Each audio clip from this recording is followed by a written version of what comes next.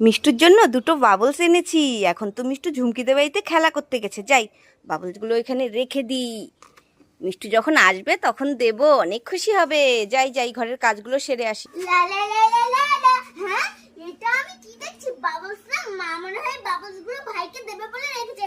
এসো, ভাইকে আমি বাবলস দেওয়াচ্ছি। এই বাবলস গুলো আমি ওইদিকে গিয়ে উড়িয়ে দেবো। ইয়ে, কি মজা, কি মজা। মিষ্টু তো চলে এসছে, যাই বাবলসগুলো মিষ্টুকে গিয়ে দিই। এ বাবা, এখানেই তো বাবলসগুলো রেখে গেছিলাম, কে নিয়ে গেল?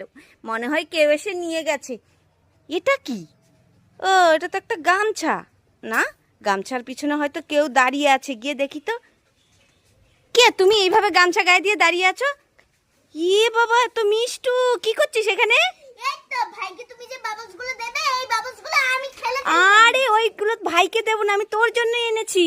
কি এগুলো আমার জন্য? হ্যাঁ, তুই বাড়ি নেই বলে আমি এই জায়গাটাতে রেখে গেছিলাম, আর তুই গামছা দিয়ে ঢেকে